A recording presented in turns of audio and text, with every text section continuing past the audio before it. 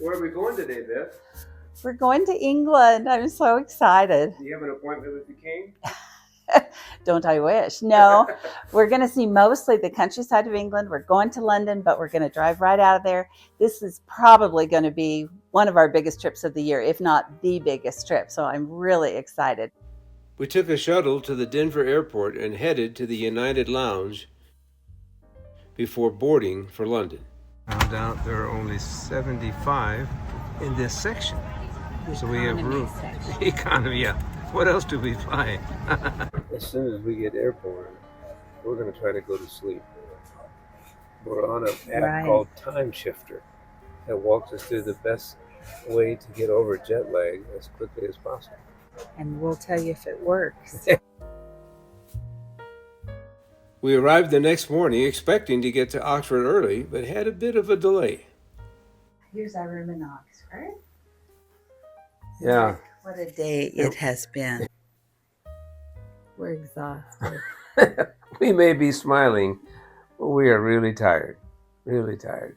We flew into London this morning, flying all night long, and all that went fine and well. We got in, went through customs, got our luggage, caught the shuttle to the rental car place, and when I went to register, that's when I discovered my wallet was missing, and I had no idea where it was.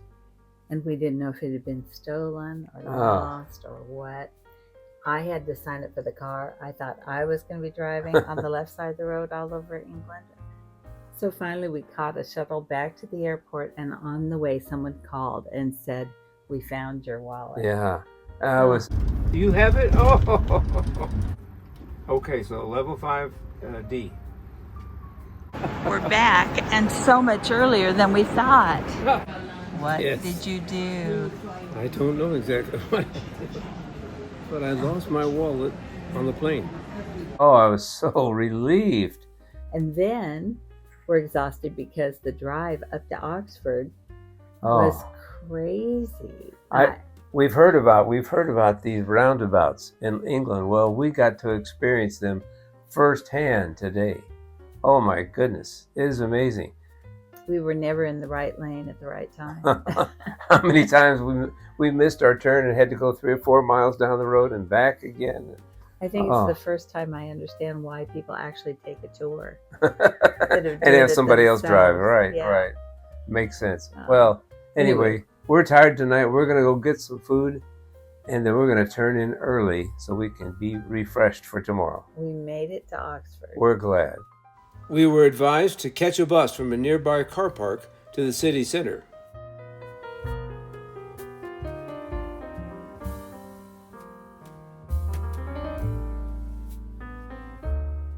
There were so many shops and interesting buildings to gawk at, but we were looking for dinner, and we found a little alleyway and restaurant offering fish and chips. Seating outside was limited, but British tourists Shirley and Nigel nicely invited us to sit at their table. They were celebrating Nigel's birthday, were in high spirits, and didn't mind being on YouTube. This is our first meal Yeah, and in England. we're tired. We're hungry. Fish and chips and mushy peas. The Holiday Inn here in Oxford. Do you think she would like that? Yes, she's okay. How about you? It's your birthday. There you go. You can make sure you get that birthday. That's right. Do I have to smile? You have to enjoy it, yeah. What do you think of the mushy peas? Mushy peas. Well, they're mushy. After dinner, we wandered through the covered market, an historic area of independent shops, many of which were closed so late in the day.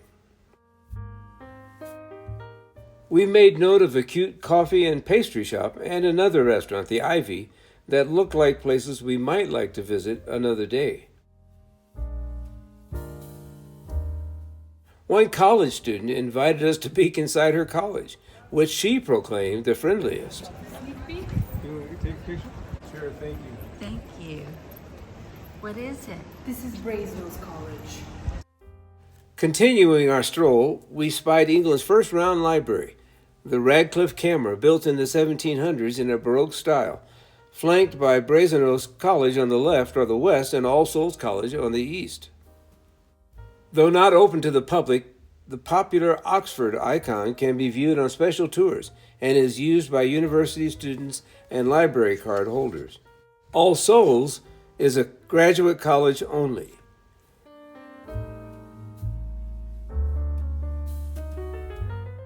We also glimpsed the Bodleian Library, the university's main research library, and the Hertford College Bridge, reminiscent of Venice's Bridge of Sighs.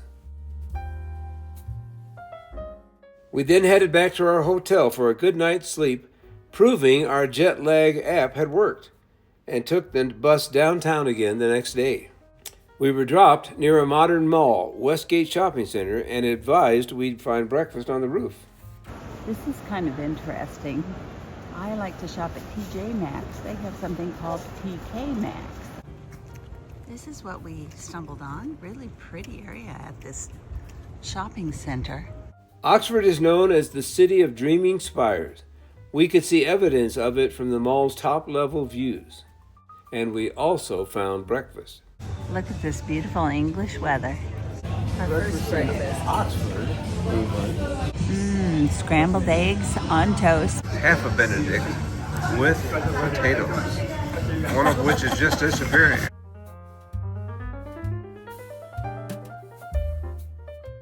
As the day was slipping away, we decided to take a quick bus tour for an overview of the beautiful architecture of the buildings, many of which were made from honey-colored limestone.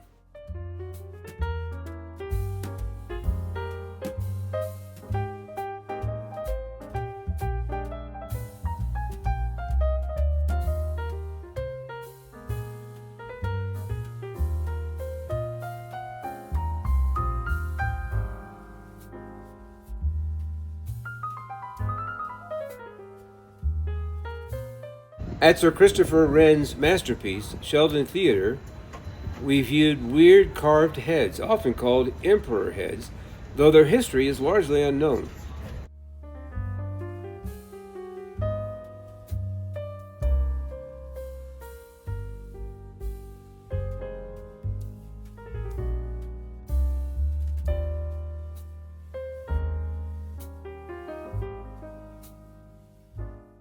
A stop at an outdoor market showed some of the bustling activity in the town.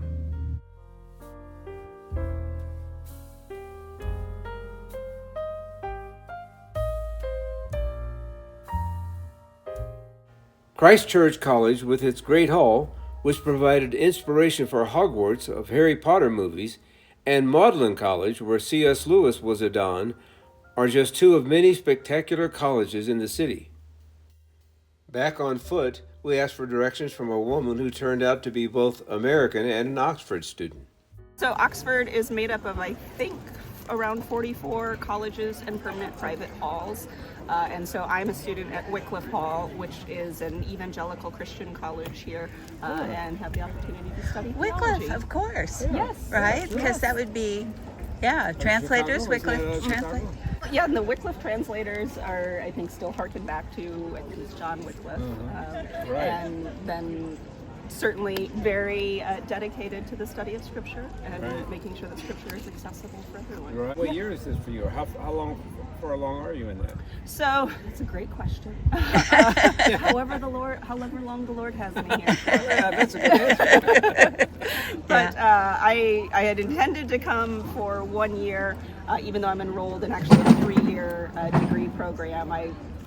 It's more that I just want to learn. I'm not necessarily intending to gain a credential, but it turns out maybe God's got more in store for me here. So at the end of this year, I'll get a certificate in theological studies, but if I stay, and looks like the plan will be to stay for next year, and that'll be a diploma. And then if I stay for the 3rd year, then that's an actual bachelor in theology. So you've been here then, this year, first year? This is my first year. Okay. Yes. Now, can people tour the colleges or They not? can, yes, Oh, absolutely. okay. And so I would highly encourage, have you been to any of them? Oh. Are you here for a little bit? Well, we think we're going to come back tomorrow. We're driving up to stay at a cottage up by Birmingham, but Okay. it's so there's so much here. Yes, absolutely. Oh, and the history is just Yes. so rich too. Yes, It is. awesome. And so I would very much encourage going to any of the colleges. And there's a porter at every college, Okay. which is also, as everything is, part of the history that when Oxford was a medieval city, then each college then ended up building up like walls around it to protect itself from the riffraff. of Oh, the I city. see. And so Uh-huh. that's why you have porters at every entrance to the colleges. Balliol, I believe, is either the second or third oldest. Oh, okay. Founded in, I think, the 1200s. I don't know if you're C.S. Lewis fan. Yes. at all. So the pub where the Inklings used to Yes. meet is actually there's a couple of pubs where they would meet, and that's the Lamb and Flag, which is just down that street. They're Okay. refurbishing their main pub, which was the Eagle and Child, Yes. or as they referred to it, the Bird and the Baby. Right. But you can at least see where it was. It's right down there. Our planned return the next day did not occur because of unforeseen circumstances. If you haven't seen our previous video, we will link it at the end. And please watch next time as we show you our visit to the gravesite of well-known author and theologian C.S. Lewis.